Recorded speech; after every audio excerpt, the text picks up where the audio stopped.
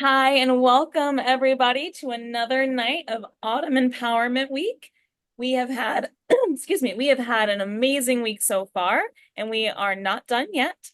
Monday, we had an amazing, really fun coffee chat about adaptive driving, where we had some individuals sharing their stories, a bunch of resources. That video can be found on our YouTube. So if you guys are watching this recording on YouTube, go ahead and check out the rest of the playlist and see what you had missed.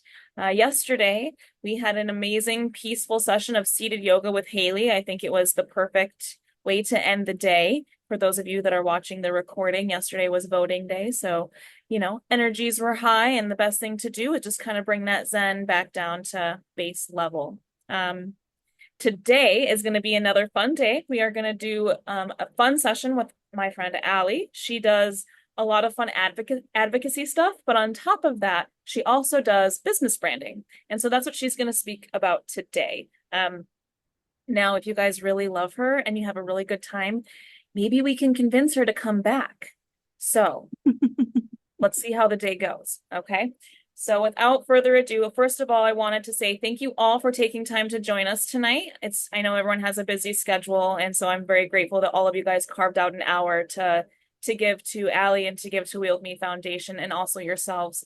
And Allie, thank you so much for donating your time. As you guys know, right now we are in a position to where all of our speakers do this by donation based.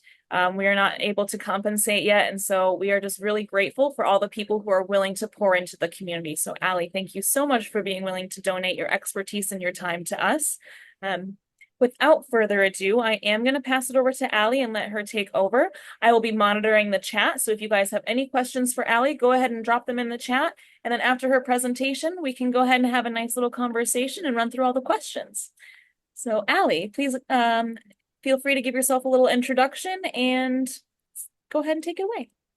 Off I go. Thank you so much for that lovely introduction. And it's an absolute pleasure to be here. Something that I talk about all the time is just building community and how valuable and wonderful it is, particularly in the disabled community. So thank you for having me. The pleasure's all mine, really. So I'm going to start by sharing my screen if I can figure out the right one. I think it's this one.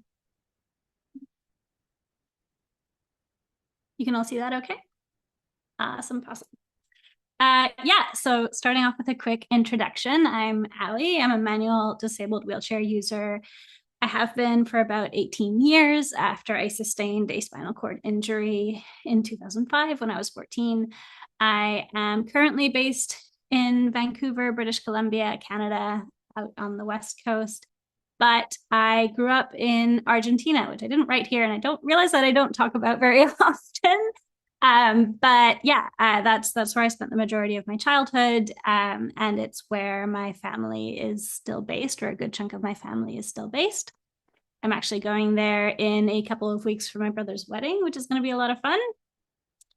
I live in Vancouver with my husband. I have two dogs as well who show up on my social quite a bit. And I am the face behind the Seated Perspectives account on Instagram, which is where I have built a space for advocacy and disability community, and through which I've met some of the people in this very room. So hi, everyone. I am a content writer and marketer by trade. I actually have a freelance business where I do writing for companies in different capacities. And that, as I'll talk about in a little bit, was sort of my first foray into entrepreneurship. So I'm going to go to the next slide because that'll tell us what we're talking about today, which I'm going to talk through a little bit about my own journey of entrepreneurship, the evolution of Seated Perspectives as a brand and as a business, because that's sort of like evolving and growing and changing all the time. And then I'm going to go through sort of branding fundamentals and what I mean by branding. I have a handy little visual that I think will probably be ingrained in your brains moving forward, but I'll make sure that goes out with the links as well for the recording of this session so that everyone has it too. We'll have some questions at the end, and happy to answer anything that comes in, or just have a conversation around branding in general or entrepreneurship and to any challenges that you might be facing to see if we can talk through it a bit. So I actually was thinking about this today a bit more, and my journey with entrepreneurship did actually start with me as a kid. My dad is an entrepreneur. He runs a big farming operation in Argentina. It's been in our family for generations, but he sort of, when I was 2 years old, we were living in the UK, and once my grandfather retired, he sort of dropped everything and went and took over the mantle of this business and has built it into a pretty massive operation. And that, I think, gave me a bit of a framework of what it looks like to build your own business and really sort of take on the mantle of responsibility, not just for the work that you're doing, but once you start hiring people, which I'm not at that place yet, but once you start bringing other people into your business, having a responsibility for their livelihood and for their income and for their success as well. So I've had sort of a path to follow, or like at least an example to follow there from a very young age. That said, I didn't sort of see entrepreneurship or running my own business as something that I was going to do for a very long time. I did my degree in English literature and sociology and a master's in sociology, so was very much in sort of an academic space. And then my first job was actually in management consulting, which is a whole story in its own. But after spending a few years there and then shifting a bit into marketing agencies, I sort of realized that like I wasn't really built for very fast-paced environments where I wasn't in control of my time. And I sort of felt that push to always be performing at a really high level. And of course, I can look back at that now and connect the dots between that reaction to high-paced environments and my disability, which I didn't for a long time. But now I can see that the reality was I was trying to pull as much focus away from my disability and really fit in within those work environments, to the extent that I just put everything into the work. Because if I was doing really well at work and performing really well, then the logic goes that people wouldn't be focusing on the sort of encumbrance or the burden, and put that in massive quotation marks, my disability would have on the work environment and in the ecosystem there. And I sort of got to around 2021, still operating in those environments, and was feeling really burnt out and sort of realizing that I'd made a lot of compromises along the way in my work journey that I wasn't really ready to do anymore. And I decided to use all the skills that I had from working in agencies and understanding how to interact with clients to start my freelance business as a content writer. So that started in June of 2021. And after a sort of not too pleasant interaction with one of my clients and some other sort of ableist microaggressions that came up with working with one of them, that sort of sparked the first ever post on, well, LinkedIn about disability, where I really sort of went at all the compromises and all the situations I had been in that really were uncomfortable, and where I really went with the flow and compromised my own access and my own comfort just for the sake of going with the flow. And I put that all out on LinkedIn for the very first time and got a pretty big reaction to it. People were like, oh, I never realized that you'd gone through that. Or like, oh, is that really a thing? Like, do people really say that? And it sort of made me realize that, oh, there is a whole bunch of stuff about my life as a disabled woman that the people in my own circle don't know about. And it sort of pushed me to start my own journey with Seated Perspectives, which I've now been running for 2 years, and I've built up to a following of over 6,000 people who are super engaged and really interested in what I have to say. But yeah, that's sort of the journey of where it is now. Seated Perspectives, as I said, is evolving a bit more now in that I've started offering programs and coaching services to other disabled folks who want to build their own successful brands. I've had the honor of working with now 7 people in the coaching program, and it's been such a joy to see them not just give themselves permission to show up in different ways and to build their own brands, but also to really take what they've learned from our conversations and build it and go forth. Yeah, so that's sort of been the pathway of entrepreneurship so far. It's by no means over or plateaued. I think there's a lot of things that I still have left to do. In fact, in the last week, I just sort of gave myself permission to finally let go of a lot of the freelance work that I'm doing and really dedicate as much full-time time as I can to the Seated Perspectives business. So that's a big shift that you're like the first group of people that are hearing that officially. But the beginning of 2025 is going to be a really big investment in that space for me. So yeah, it's an exciting time to share that journey and where it's headed. So some of the things I've learned as a disabled entrepreneur, and obviously some of these are just regular entrepreneurship learnings, but I think there is also a very unique dynamic to being a disabled entrepreneur and taking ownership of our time and taking ownership of our income capability, which for a lot of people in the community just isn't there within regular employment opportunities. And yeah, the things that I've learned, I'd say in no particular order are, first of all, it's not easy. It's a lot of work, but it's worth it.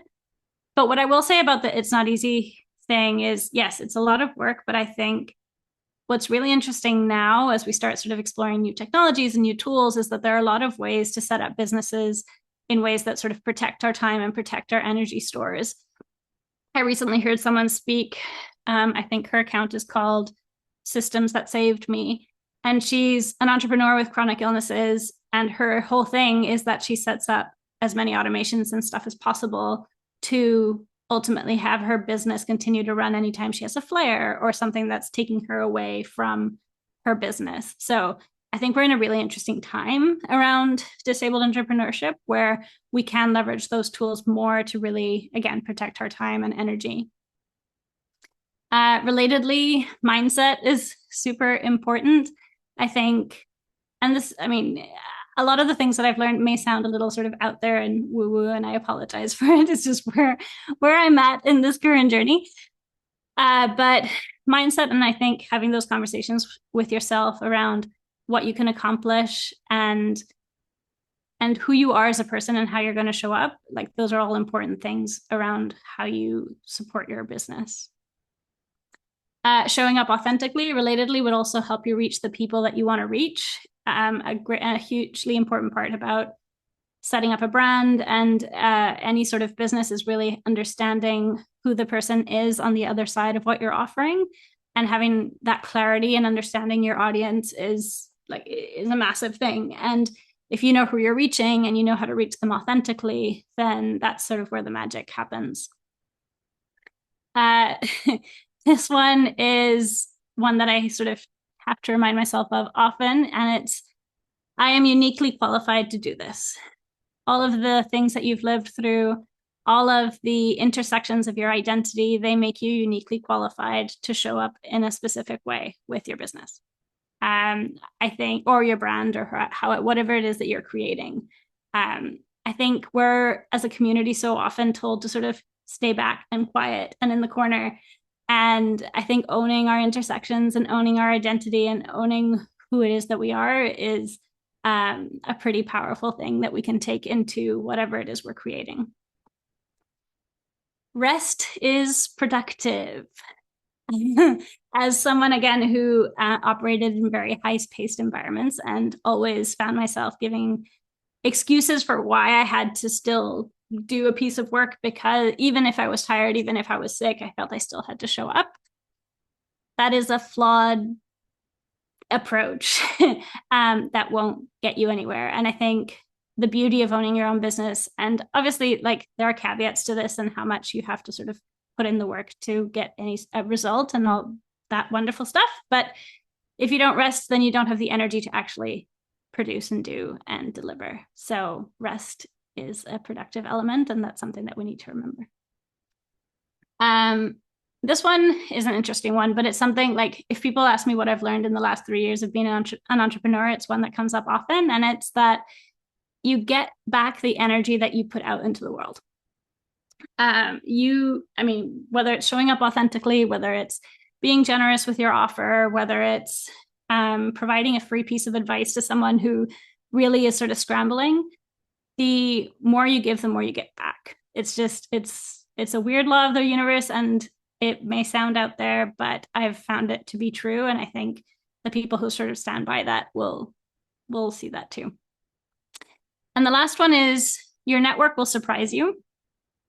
And so will the universe. The universe bit is tied back to the energy thing, I think. But in terms of your network surprising you, when I first came out as a freelancer, I was sort of convincing myself that no one I knew would actually need those services or be interested enough in putting my name in a room.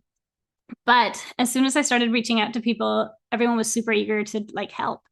So I'd say it's the same within the disability community. Once you've created relationships with people and again showed up authentically and genuinely as the person that you are, people want to support you. And that can like take shape in a number of different ways, but it's a hugely important part of how business happens. Like I'm only here because Lindsay suggested I'd be here, and I'm like, okay, yeah, no problem. And now I'm building connections with all the other people in this room. So it's really networking, but not in the way that we're taught to network. Like it's not about going into a room with a bunch of other people and just sitting around and seeing who talks to you. It's just about forging those genuine one-on-one connections with people. Okay, so I'm going to quickly talk a little bit about seated perspectives, and this is what I'll blend into the branding conversation. So I'm just going to use seated perspectives as the brand that people know on Instagram, and relate it to the brand at Pyramid, which you'll see in a little bit. So when I started Seated Perspectives, it was very much focused on increasing representation of disabled experiences by sharing my own perspectives as a disabled woman and elevating other disabled voices. And even when I came up with the idea, because of my background in marketing and writing and just creative spaces, my first instinct was to start with branding. And maybe it was a little bit of like, I'm going to procrastinate and play with colors and fonts instead of actually like starting and going out into the world. But it was also just because that's what I knew. I knew that having a brand framework is ultimately a great way to just have a foundation for what it is that you're doing that you can always come back to and sense check against. So what do I mean by branding? Here is the visual that I've been promising all throughout. But I just find it a really useful structure to think through branding. Whether you're building a personal brand or a business brand, I say all of these things apply. So the first is at the base, if we're starting from the bottom to the top, setting your brand purpose. So that's really understanding the what, how, and why of your brand. What is it that drives you to do the work that you're doing? That then informs your audience. Who is it that you're trying to reach? Who are you helping? What is it that they need from you?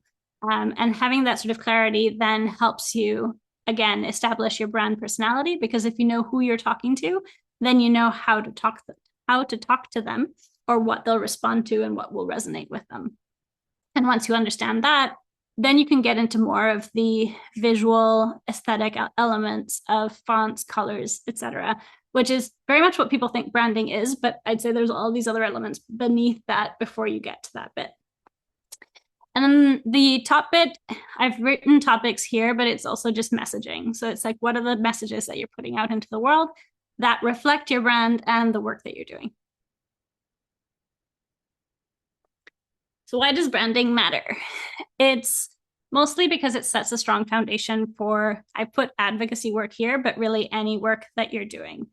And it also promotes consistency, recognizability, and impact. And those are all hugely important, regardless of the type of work that you're doing or the type of business that you're running.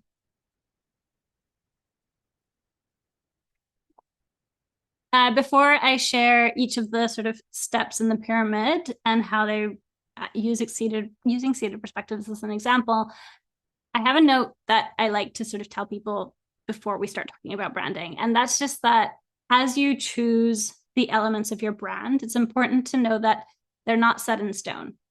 Branding is an organic thing. So you can set things now, and then as things go evolving, as your products and services change, as your goal changes or your audience, you suddenly realize that there's a whole group of people that you didn't realize you were reaching that now you are. Those are all things that can influence the framework that you set up.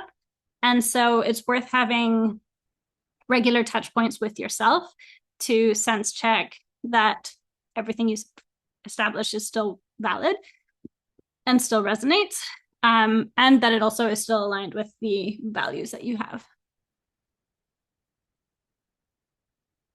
So first, at the base of the pyramid is setting your brand purpose. So if I talk about seated perspectives, and this is much more related to the advocacy work that I've done, but there is some connections to the work that I'm doing from a coaching standpoint. But I'd say this predates it a little bit.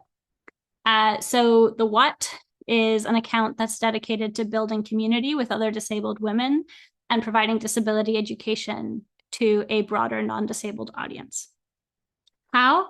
I do this by creating educational resources, amplifying other disabled voices, and sharing my personal perspectives as a disabled woman. And why? I do this work because I want to show up for disabled people in ways that I didn't have access to in the many years since my injury. So it's that clear what, how, why, that then sort of sets the stage or the foundation for the work, any of the work that I'm doing on the account and beyond. Next, we come to our audience. So when it comes to identifying who it is you're talking to or your target audience, or in some marketing worlds, we'll talk about it as a target persona, I don't recommend having more than 2 people. And the reason for that is that if you have too many different audiences that you're trying to reach, it can really muddy the impact of your content, or the messaging, the brand messaging that you have. And I know there's sometimes a bit of a resistance to niching down or to really narrowing your focus into who it is you're trying to reach. But by being more specific, you can have more impact as you create content that's trying to reach those specific people. So for seated perspectives, in terms of the advocacy work, there are 2 core people that I'm trying to reach. So on the one hand, it's disabled individuals, mostly women, who are looking for content that they can relate to and resources that they can share within their own community.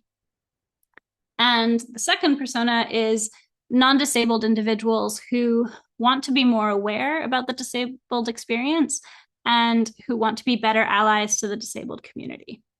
And what's really interesting about having these 2 personas is that they actually sort of interplay with each other, because when I'm creating content for that non-disabled audience, I actually find that it's a lot of disabled folks that will share it because they don't have the capacity or interest really to be creating resources. But there are times where they may have these thoughts that they want to share with their non-disabled friends or family that they don't know how to articulate or haven't had the spoons or energy to articulate. And they see this and like, actually, this puts very much what I've been feeling into words. Let me take this and share it. And it will hopefully sort of educate people. So this is the point I was making before. If you're trying to say everything to everyone, then you're not really saying anything to anyone. And that's why I really encourage people to get as specific as possible when they're thinking about who it is they're reaching or who it is they're trying to engage with.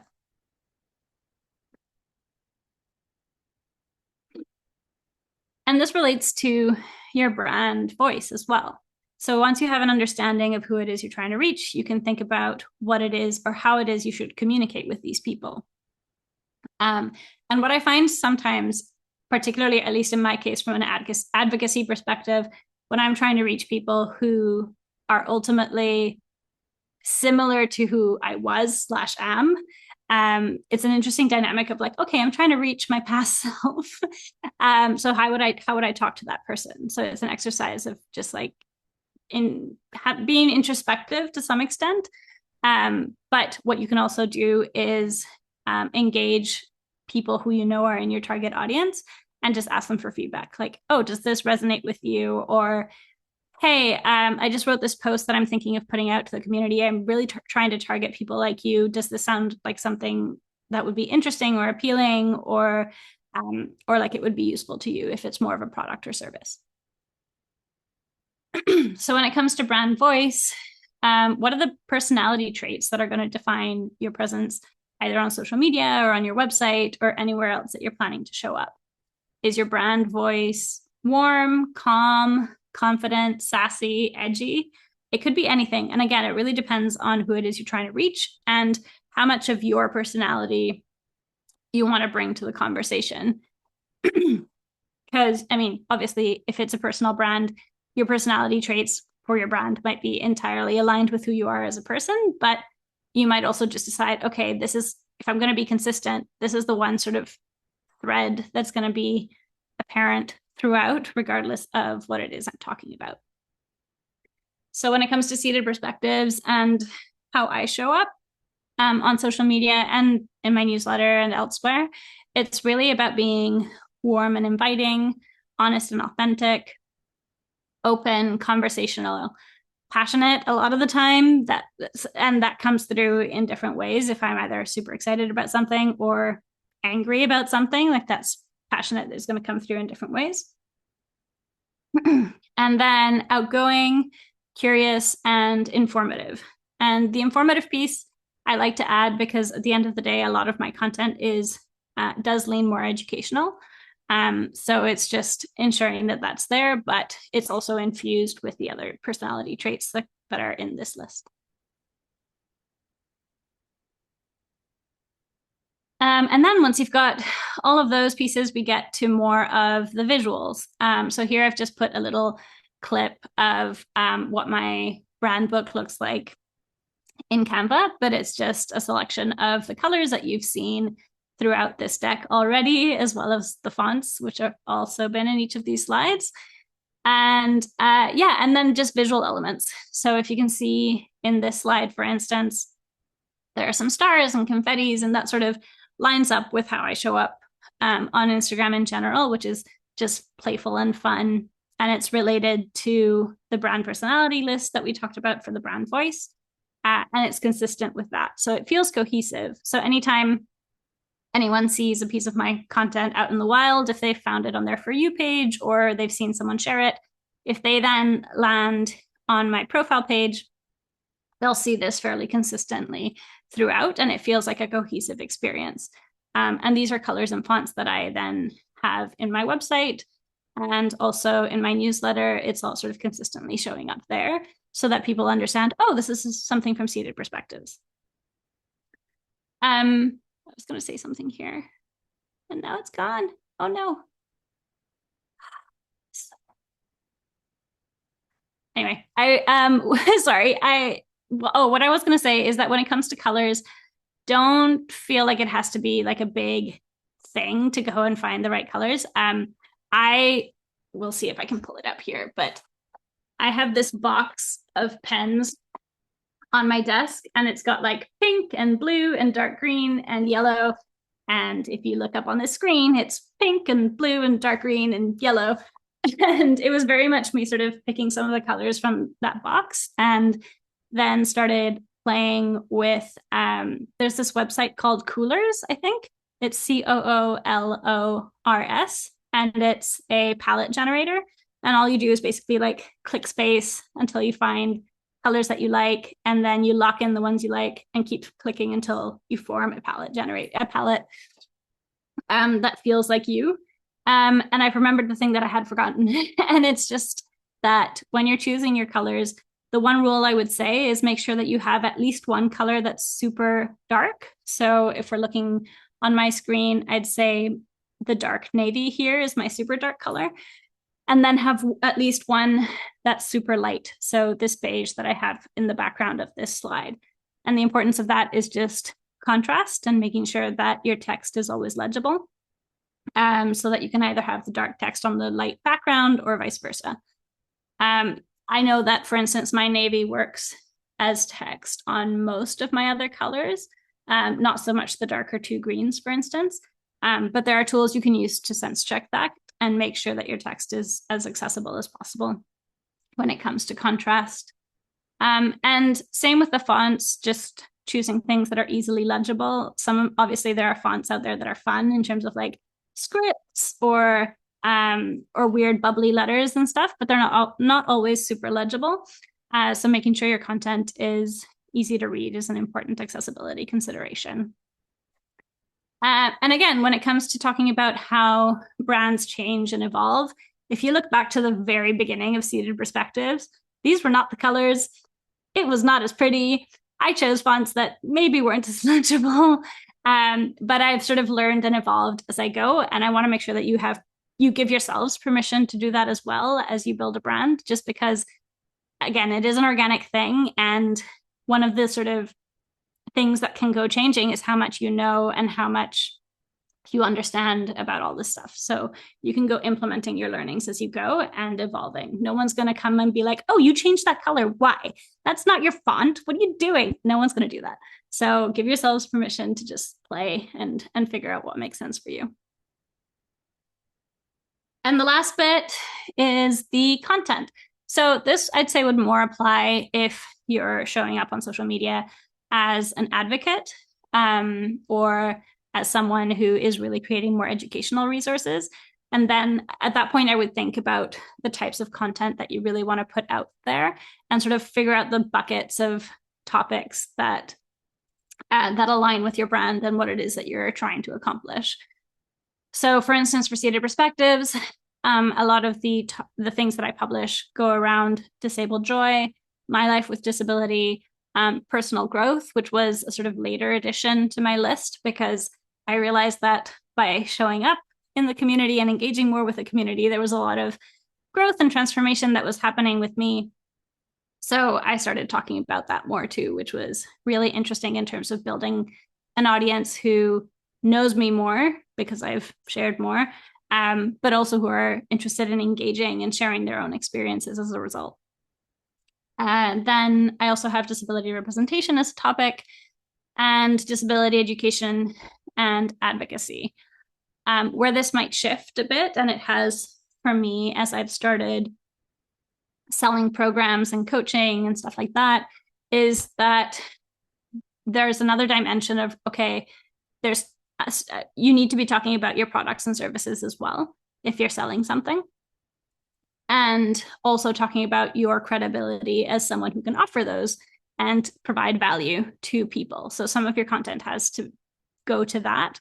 And throughout, regardless of what it is you're publishing, what's really important to remember is that repetition is a good thing. It's not a bad thing. No one's going to get overwhelmed or think that you're posting too much of the same thing, because particularly on platforms like Instagram, not everyone sees your content. Not all your followers see your content. They don't see it sequentially. So repetition is actually enhancing the chance of people seeing what you're doing and giving them the opportunity to learn or understand or see what your product or offering is all about, and actually then follow up and see if it's a good fit for them. So don't be afraid of repeating. It's something I have to tell myself all the time, because that instinct is like, oh, I'm gonna like bore people, or like, oh, they're gonna go away because I'm telling them too much of the same thing. No, it's not how the algorithm works. So don't be afraid of just repeating yourself. Yeah, so getting to close to the end of this presentation. I said 40 minutes and I'm getting pretty close to 40 minutes. So I'm quite proud of myself for estimating that. But yeah, just to close off, each of the pieces that we've talked about, all those 5 steps, really just end up working as a foundational piece to your brand, and it should inform the type of content you post, how it is you want to show up. And not just that, but also the types of opportunities that you want to take on. It's a good sense check of being like, okay, if X brand is reaching out to have me promote one of their products, does that actually align with what I'm trying to accomplish or the community I'm trying to reach or the products and offerings that I'm trying to sell? Because if it doesn't, then you're actually sort of going against all the work that you've done in establishing a brand that's recognizable and consistent and familiar to people, right? You don't want it to be a jarring experience in any way. And I'd say in terms of content creation, that also applies to trends. Like anytime there's a video trend that's going around or a sound bite that's going around, I sort of stop and think first. I'm like, okay, if I do this, will it actually sit within this brand ecosystem that I've created? Or will people be shocked and surprised and disturbed and or disturbed? And if the answer is the latter, then I don't want to do it. And I think that goes to a broader thing about showing up on social media and showing up authentically is that you don't always have to follow the rules. In fact, you can break them. And I want all of you to give yourselves permission to do that too. You don't have to show up in the same way that other people are showing up. In fact, because everyone's showing up in the same way, you showing up differently will actually stand out and it will actually encourage people to engage with you and relate with you in a way that's honest and authentic.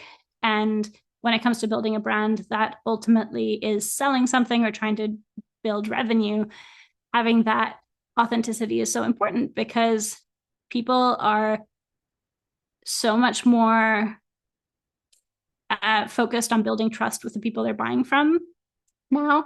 I think there's something like what used to be just a handful of touch points before someone would buy is now between, like, for someone who's never seen your brand before, for them to buy something, they need something between 20 to 50 touch points or something like that. Like, that's how intense it's gotten. People are really focused on researching who they're buying from and building trust with them. It's no longer just like a quick, oh, perusal, oh, I like this, let me buy it. It's not that. So you showing up authentically as a person and as someone that people want to build a relationship with will actually take you much farther to getting them to a place where they're like, oh, actually, yeah, I do want to invest in this brand, or I do see what value they could provide to me.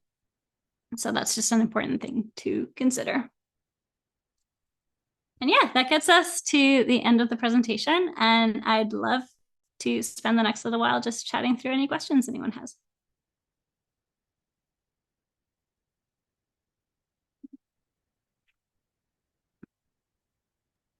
Well, I had the one about the social media. Do you have to have social media to be successful? Yeah, I was just about You to. know,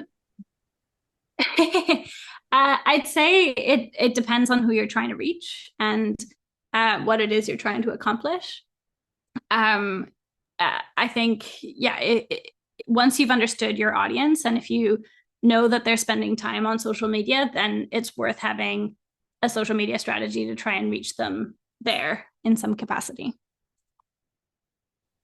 okay.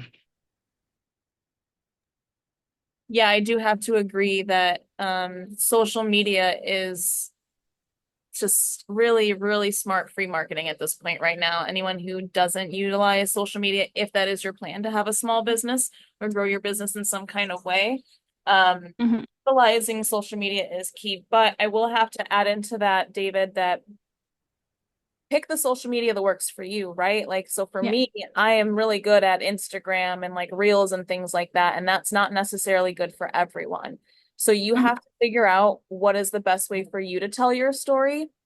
So whether that's like, through Facebook or through LinkedIn or through Instagram, and honestly, people never even think of things, like how some of the stuff that Allie does, like blog writing or things like that. So like think of Yeah. maybe even non-traditional social media, like those blog posts and like website Mhm. uploads and things like that. But just figure out what works best for you and focus on that. Don't overcomplicate it. As long as you're using one Mhm. or two channels, I think you'll be safe. So just pick the ones that you feel most comfortable being on. Yeah, I would agree. And to your point around not just writing, well, long form for me is mostly on newsletters. So if you get people's inbox, that's a great strategy too. So I think about Instagram, for instance, as yes, the place where I'm doing my advocacy work, but it's also where I'm inviting people in to be on my newsletter. So it's like a funnel into my newsletter. And that then gives me a lot more space and real estate if I'm thinking about what I can write in an email to get in front of people and tell them about my offers and programs and stuff like that. And then also be willing to like, you got to give a little to get a little, right? So like one of the things that we're going to offer up is like, hey, sign up for our email list and you get a free resource about all of these disability guides. Mm-hmm. So then you're giving them something that they need, but then you're getting something that you need as well. So you're collecting Mm-hmm. all that information and you're starting to build these relationships. And when they start questioning you about this resource guide, that, you know, that again builds that conversation, and that's how you get those people to kind of stick around longer. Mm-hmm. So yeah, that's another little tip. There's just a lot of this is why I'm told you, Allie, business is my bread and butter. I love talking about this. Yeah. So I'm really, really glad that David asked some really good questions. So Mm-hmm. anybody else have any good questions? Sandy, I saw that you were kind of getting a little engagey in the comment. Yeah. Would you like to maybe share what kind of business that you're working on and maybe some of the areas that you might need assistance in? So basically starting off, like, because I'm so indecisive, not like even branding, colors, fonts, because I've been doing graphic design off and on for about 20 years, but Right. I never can get that start. Like, how do I do it? Okay, am I more like, okay, graphic design or web? Then I Mhm. kind of got into, cloud computing, cloud stuff, IT. What do I like? But I keep always falling back on, oh, graphic design and web. Mhm. It's like not so much the technical aspect of Right. things, but it's just getting started, being so indecisive, uh, getting that clarity. And I Yeah. think I need your coaching. So Well, but yeah. I'm so eager. So I did I did a website a few months ago for a local radio host in Niagara Falls. And now I'm like his girl that, I do all the updates for him. And Mhm. then I get that uncomfortable conversations with him. Like he pays me, but I think he underpays me, first of all. And I don't speak up. Now, Mm, this just happened yesterday. He okay. has a new sponsor. And Mhm. he's like, hey, Sandy, can you add this to the website? No big deal. So it's for a real estate company. Not only, okay, fine. It takes me 5 minutes to upload it. He wants me to, I'm quoting him, can you do me up a quick logo? Okay. Now, because I do a lot of free stuff for him, Yeah. I'm getting into this pattern of saying yes and Mhm. okay, and yep, I'm gonna do a logo, but then like crap, now what do I do?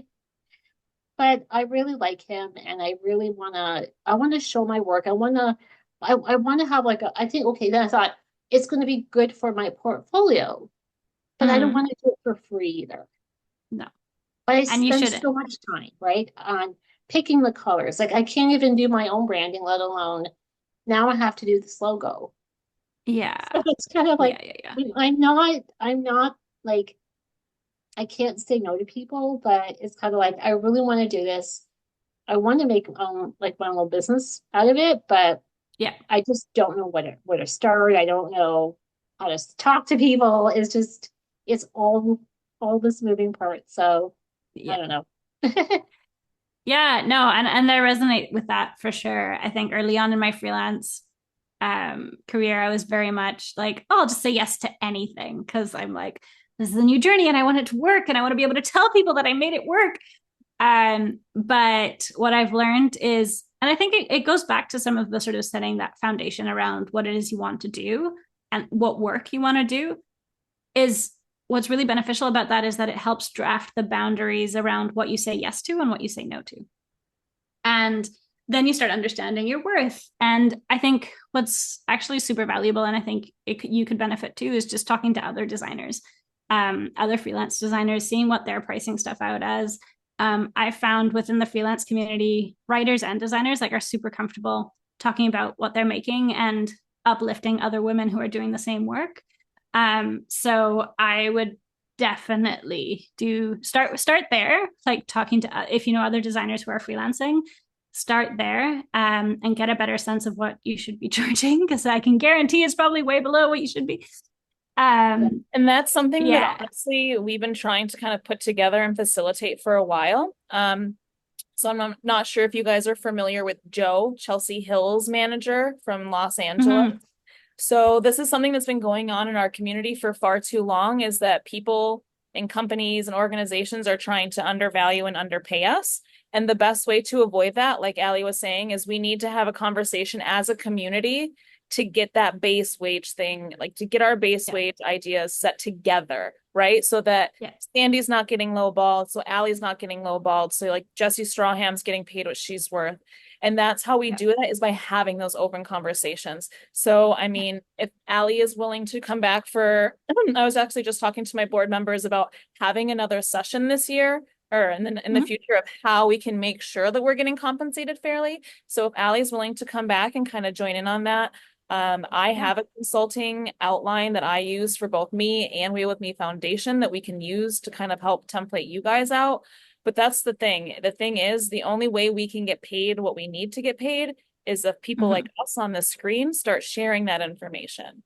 'Cause I'll tell you guys right now, I do not work for less than $300 a day when I travel. If I'm, if I'm doing a trade show, or if I'm doing like an Abilities Expo, bare minimum $300, if not up to $1,000 a day, depending on the gig, depending on the hours. I mean, and that's something we can all go over together. But that, I agree with you guys. I mean, it's just really hard to have, like, what you're worth, and people are just like, oh, but you're in a wheelchair, so we're just gonna knock it down a little bit. Oh, but I'm doing you a favor.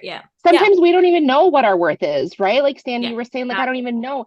And I think that the other part about it is, like, I feel like this is such a societal thing, right? Like if we take a peek at what, the COLA increase, that cost of living increases every year, and what that looks like, right? And so, advocating, right? And Allie, you're an advocate. Like, advocacy is what I do a lot too. And so, like, that's the other thing is, Sandy, learn that you are worth it, right? Like, first of all, believe that in your heart, in your soul, like, you are worth this. First of all, honey, you're good at it. Like, right? Like, you know what you're doing.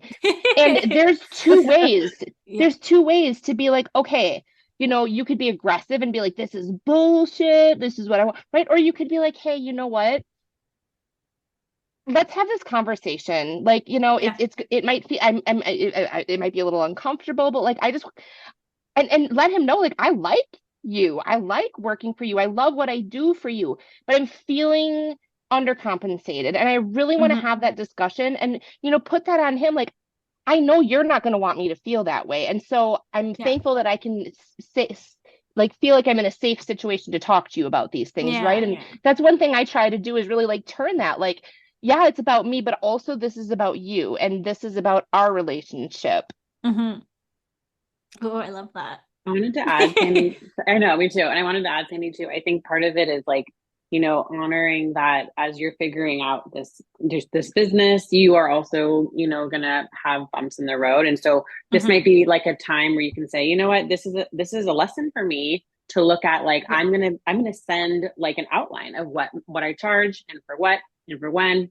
So, you can look at it like, girl, this is what I'm going to learn. This is, like, me just, like, figuring it out too. So just for whatever it's worth, like, we all fumble around with that initially. So it's all good. I don't even have an outline. Like, I don't have, and I think if I get that support, and start from my like the branding to the content to like, even like designing, like, my own portfolio, like, get myself out there.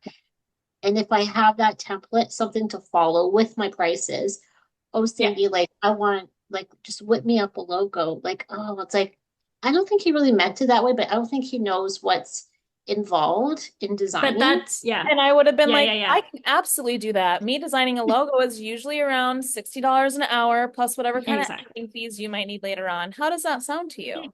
Like, Yeah. here's my prices, just like, okay, I charge, and then I can 100%. refer to that, then I have that, something that I can look at and show him rather than, because I think maybe he senses, maybe he feels like like, he knows, like, he loves my work, but Mhm. maybe like my self-worth, like he senses like I'm not confident, maybe, I'm not sure. So Mm. let's just ask Sandy. Oh, Sandy will do it. Sandy will do it. I love like, that concrete idea though of having that on the paper, because then it's not Yeah. you really saying it, it's you showing this, right? Like you don't have Yeah. to say like, yep, here, this is what that looks like. Boom. Yeah. yeah. And the thing that I've learned throughout the whole thing, the whole process of being a freelancer and just working with people in general, is the worst thing they can say is no. Like, and no is okay. Like, no is totally fine. We can say no, they can say no, and if it's not a fit, it's not a fit. And obviously, I understand, like, when income's on the line, it's hard to get to a place where you're okay with that. I completely understand and hear you. But there are other clients out there that are going to pay you better. There are other clients out there that will understand what it takes to actually do design, which a lot of clients don't, but some will. And yeah, Sandy, like, I having that list of prices and like, and any extra work or revisions outside of the first 2 revisions we do will be X hourly rate, which Canadian, you should not be charging less than 100 Canadian an hour. Like, you I'm not gonna definitely tell you how much I charged him for the website. Oh my gosh. no, I And mean, and that's okay. Like, it's a learning, it's a learning thing. It's definitely a learning thing. Like, I still have a couple of clients that are definitely like the ones I had early on, they started at low rates, and like small percentage of a small amount is a tiny amount. So yeah, I still have those clients, but you go learning, and then you know that, okay, for the next one, this is my pricing list. And I would do that every year. At the start of every year, I would update my pricing list. Any new client that came in, that was the goal, to have them at that pricing list. And if they say no, they say no. Yeah, I find that for me, it was definitely a work in progress and a balance between wanting to help and wanting to make, because I want help, I'll help everybody, especially when it comes to our community. I'm like, okay, I'll help you. Okay, you need counseling, you need whatever. Okay, I'll do it for free. That's fine. And then it was like, no, not everybody. I mean, if you were going outside the community for this service, you would be paying somebody. So why would I give it to you for free because you're a part of the community? Yeah. So I had to like really work on that for myself especially working within the community. Just wanting to give everybody for free. Can I share something about that? Sure. So I think that's where the mindset is super important. So I think with our community, so we have lots of nonprofits, right? I've had the question. So I started a business, right? And I've had people come up to me, and when I show them what I'm doing, right, I'll talk to them. I've had people literally ask, can they give a donation?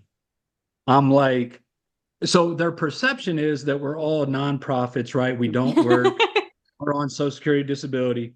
But I've had that happen quite a few times. So it's like changing the perception of our community with that, because like you just said, Shamika, that, we have a hard time charging for what we want. But that's where mindset is super important. Your mind needs to be changed on how you see yourself. It's really not them.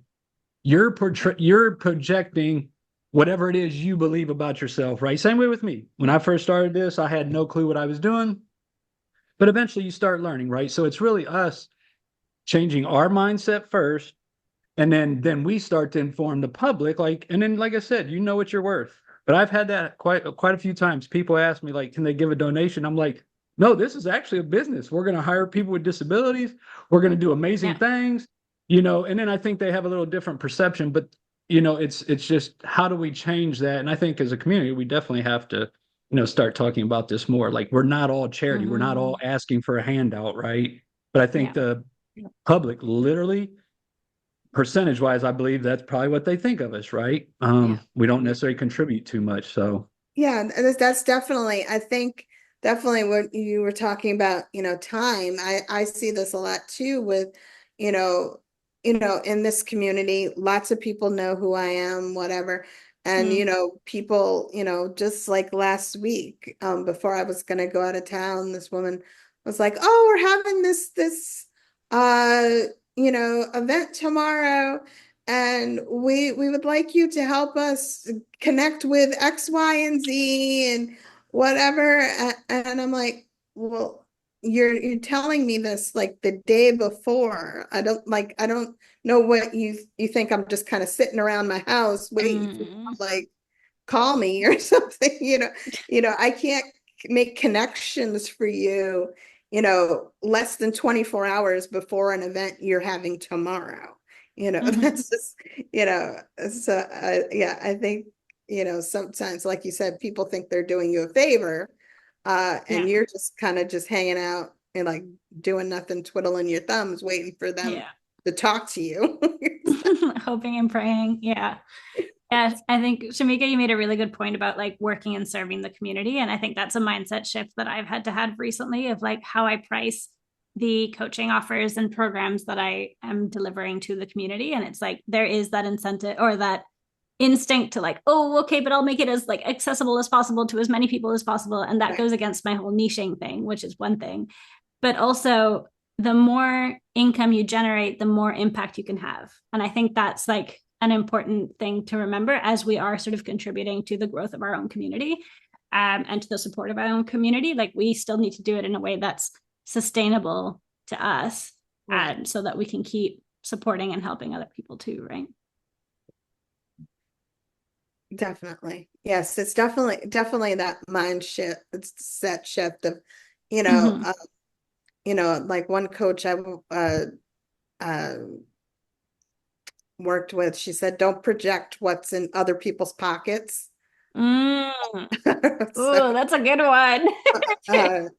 So I love that. I'm going to write that down. But yeah, so it's definitely that mindset of, okay, how you see that other person that you're working with, helping, whatever, and how you see yourself, Isn't that our reality of what we see the world, right? Like our reality is how we perceive the world, right? That's where it's really coming from. Definitely. Well, thank you guys so much for giving us so much input and sharing your guys' experiences. I really think this is beneficial for all of us. We're all in different stages in our business journeys, and the more that we share, the better off that we can do. We are a little over on the time, so what I'm going to do is if there's anyone that wants to connect with Allie or Allie's services, what I will do is I'll have all of her information and all of her links attached to the recording from tonight's video. So keep an eye out for your email. You'll get the video in the post-event stuff, and along with that video, you'll get all of her information, how you can connect with her, how to work with her, where to find her on social media, all the things. The only thing I can't give you is her home address and social security number because I already looked up your Instagram, your website, all that while we were talking. Oh, yay. But yes, I will connect you guys with everything that you need to continue to follow Allie, follow her amazing journey, a lot of her fun tips and tricks that she shares online, and then connect with her. She's helping people, you guys. If you need help, that's what she's here to do. So Sandy, I will be connecting with you just because Wheel With Me loves to help. But I also implore and encourage you to please reach out to Allie and let her help you too. Just having a couple conversations with a couple other minds is just going to give you that clarity that you need to just skyrocket in the direction you're hoping to go. So without further ado, I just wanted to thank everyone for being here with us tonight. Thank you, attendees, for taking time to support Wheel With Me, Allie, and yourselves. I end it every time like this. This isn't just about me. This is about you guys. Thank you so much for pouring into you. You guys are making your futures better by coming to these events. 2 days left of the week, you guys. We have so much fun in store. If you have not signed up yet, please do. tomorrow night we will be doing a seated workout with Nikki Walsh Adapt Fit from Wheel with Me Adapt Fitness. And that's always a good time. I am a little biased because she is my really good friend and she has had a sleepover party with me before. Regardless, she still crushes it in the gym. So grab your water bottle, resistance bands, probably a set of small dumbbells. It's usually Nikki's fashion. And join us for a nice little workout. You guys will not regret it. And then lastly, this is a crazy week, crazy energies, all the fun things. Please join us on Friday for an hour-long DJ dance session. All right. Tony Jacobson, he is an amazing human. He has brittle bone disease, relearned to walk in his adulthood life. He does nutrition, fitness coaching, personal development coaching. He literally just has the heart of gold. And it is not going to be recorded. I repeat, you guys, we cannot record it because it's all music and YouTube doesn't like us sharing other people's music. So if you want to dance and vibe with us, you have to be there live. Come on, 6 p.m. Eastern time, 3 p.m. Pacific, come dance with us. My volunteer Jackie will be leading. Be kind to her, give her all the love, and be patient if we have some Zoom issues because that's just, you know, how life goes sometimes. But join us. Thank you, Allie, for donating your time. Thank you, attendees, for donating your time. If you have any questions, send us an email, and we will see you all tomorrow for Wheel with Me Adapt Fitness. All right, Bye, take guys. care. Thank you, Yeah, everyone. thanks, Great guys. Thanks, conversation. David. Thanks, Shamika. Bye, guys.